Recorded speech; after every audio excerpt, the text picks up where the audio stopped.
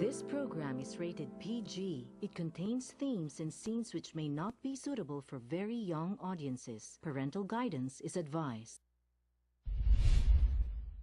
Be advised that the views and opinions of the hosts and guests do not reflect those of the station.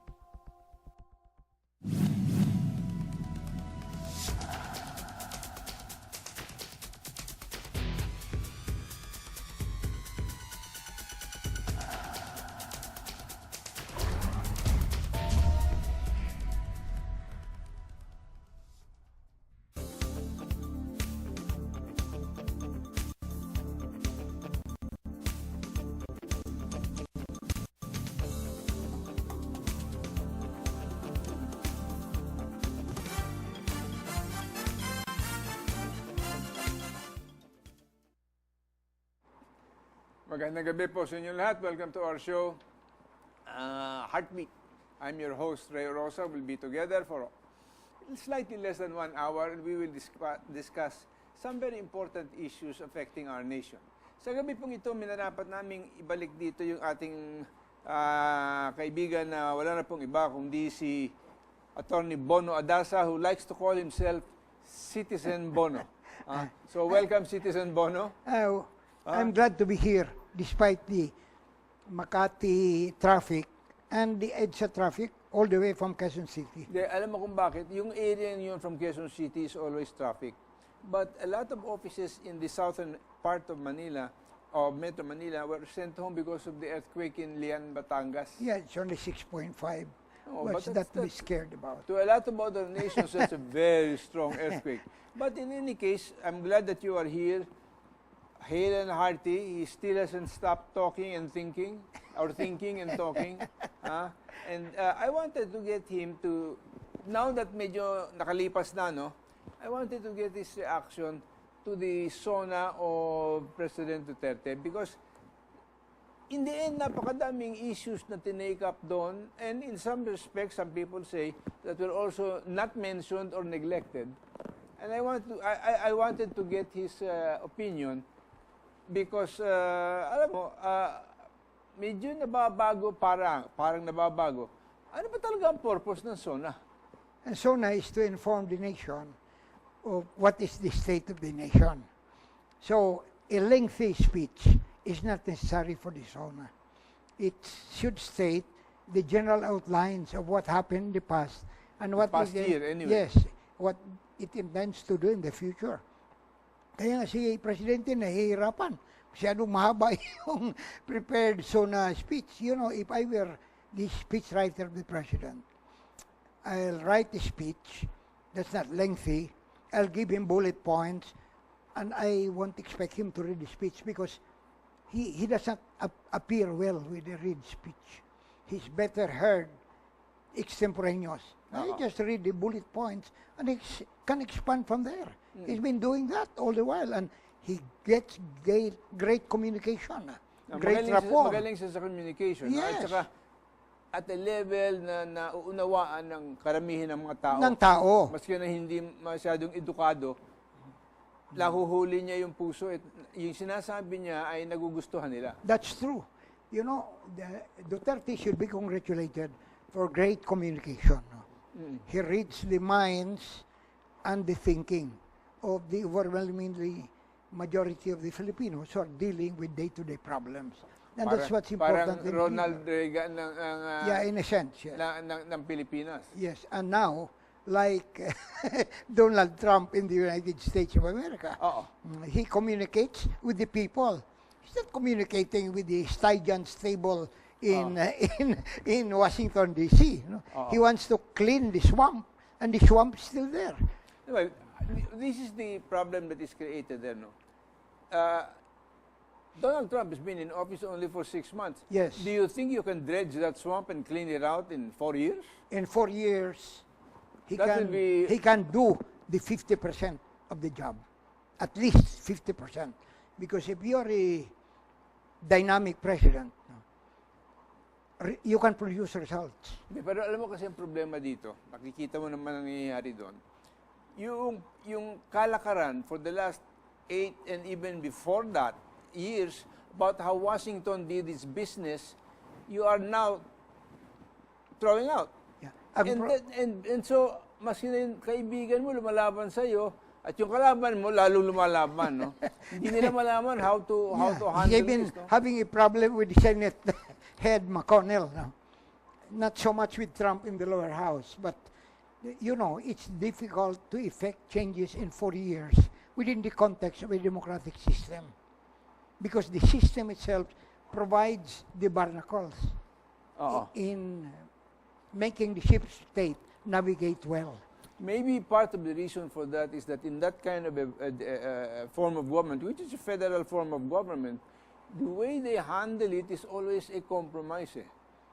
In other words, you cannot do something and say, ito ang gagawin natin at ito lang. You take a look at what happened to the Obama healthcare, which for 7 years the Republicans were promising, we will repeal and replace. 7 years of promise, ngayon, natalo. You know, if I were Trump, there should be changes in his approach to leadership, because he's using so much Twitter, even against the members of Congress and the Senate. He should call these people without media coverage in the White House and tell them the score, what needs to be done. I think he has. I know he's No, it's had always several common. meetings. But the problem that is created there is, now can you take that kind of an approach here in the Philippines? Now, for example, he made a lot of statements in the beginning of his term about what he will do and how long it will take him. For example, sabi niya, hindi, tapos yan in 1 month, tapos yan in 3 months, tapos ngayon until the end of the year. And then recently, for example, yung drug problem, sinabi niya, naku, maski na 6 na taon or isang term na isang presidente, hindi matatapos yung drug problem. I'm sorry to say my point there. I do not agree with that assessment. If he has a good Secretary of Justice, the President defined a 6-month timeline. I'm not saying good. I'm not saying I'm better. But if they cannot find anybody else to be head of the Department of Justice and to terminate the drug problem in 6 months, I'll do it. I'll do it my way. My way. Now, I won't explain it here. I'll do it because I'll probably have a lot of enemies all over the country. But it can be done. Well, one of the problems that I have been looking at in the war on drugs, for example, he has said, I will pursue this either until hell or jail or hell, yung mga nag-involve sa drugs. But you remember that one of the clear things, at ngayon lang ngayon pumapasok, yung mga malalaking drug lords, ang namamatay yung mga maliliit na mga pero itong dito sa jail warlords, hindi nababanatan. Pero ngayon, nag-uumpisa na. Pero, alam mo, Ray, the rhetoric of the President is not implemented. If I were Secretary of Justice, he's saying, I'll kill the drug lords. I already gave instruction. And there is no law, though he's wrong there, there is no law in this country that will prevent you from killing criminals. Okay, I'll take him on his terms. If that is the case, there are about 15 drug lords who have been convicted already. So if there is no law killing criminals, even if there is no death penalty, I'll do them in. Why not? He's saying so. He's the president of the country. He calls the shots. And just implement what he's saying. Di ba? He condemns Mayor Lord, former general. Condemns him every time he has an opportunity to talk. Why is he still mayor of Batayan? It means something's wrong with these people. They cannot implement the job consistent with the theory that the president has outlined for them. Why? There should be a convergence of theory and practice. That's everywhere in the world.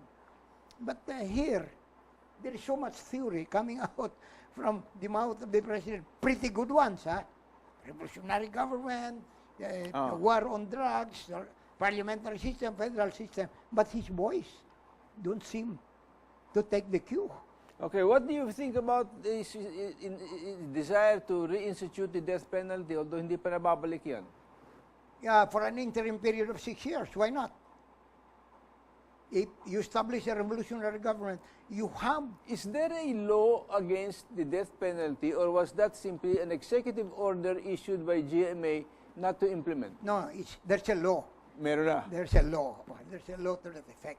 So if he lives within the context of the current system, there must be a law that's passed by Congress. But he has his finger there.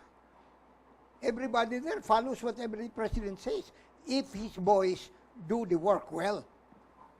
After all these people, many of them are criminals. Many of them are criminals. They will implement the theory of the president, the mandate of the president, that there's no crime in killing criminals. They better follow The martial the law that was orders. declared in Mindanao suspended also the writ of habeas corpus. Okay, does that mean therefore that an area under martial law, pwede mong puksain lahat ng mga salbahe dyan? Hindi mo pwedeng ma-eliminate ang lahat ng salbahe. You can arrest them if they have something to do with rebellion or invasion. That's why martial law, martial law is an instrument that cannot solve problems. But hindi ba nakalagay doon that the martial law was instituted because of the criminality and the dangers of rebellion? Rampant criminality. Yeah, that's the theory under the Constitution. No? But they have expanded the theory in the sense that there is a connection now between the drug problem and the rebellion. That the drug lords are funding the rebellion in Marawi City and in Mindanao. That's why martial law was declared. But as I've been saying over and over again, even during the time of Marcos, under the Constitution, martial law cannot solve problems. What can solve problems quickly is a revolutionary government. The problem is the voice of the president. I don't think they know how to do it. They know how to do In it. other words, ang recommendation mo dito, declare yourself as a revolutionary government, But which means, suspend the Constitution, and then revise it any way you like, and then suspend the Supreme Court. Dismiss everybody. Build a new country. That's what the revolutionary government means. Cory did it before. They know nothing what to do. Because revolutionary government, you've got to have a vision. You've got to have a blueprint. You've got to have an apparatus. You have to have discipline. You have to have integrity in the implementation of the vision and the apparatus. In other He words, needs a group. kailangan pagplanuhin ng maigi. Correct. Mayroon na At maghanda na i-prepare ang mga mekanismo na kinakailangan to administer the martial law in a much more effective way. Correct. No, not martial law. Revolutionary government. Or revolutionary government. Forget about martial law. It cannot solve problems. Martial law was a failure during time of Marcos. Pero yan, pagka magdedeklara siya ng revolutionary government, that means he will have to apply it to the entire nation. Of course. He needs the best minds in the country who have already a theory and a blueprint and a vision of how to do it. The main problem is some of these people who know the mechanics and the approaches may be not friends of the president. That's the problem.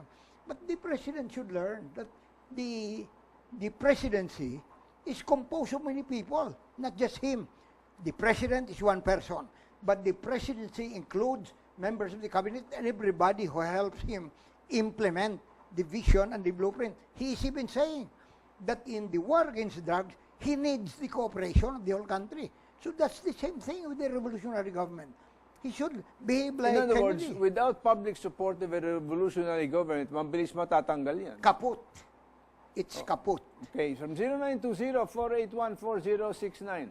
SONA ni President Duterte di maganda sa paningin ng mga kabataan. Dami ginagamit na sila, dami ginagamit na salita na bad, di dapat tularan. Ay, hindi, masama nga yung talumpati eh. The speech is really bad. It should have been rewritten. Written by experts on the subject. In the United States of America, the SONA, so their version of the SONA, which is State of the Nation, outlines the general guidelines, states the past, and what's the future. Well, We should read ito Kennedy's ito State of the Nation. Ito siguro kinahanap ng mga tao dito. Okay lang ng lahat ng ad-libbing at panalita and to use his native skills of communication. Correct. But they were looking for the genius behind it that will show the way, that will show the path that we should be taking. The guy who wrote it is a problem. I understand this was pulled together by a committee. That's why the president didn't even like to read the speech. If I were the speech, he should designate only one speech writer. Okay, but before we go ahead, we have a few reminders. We'll be right back.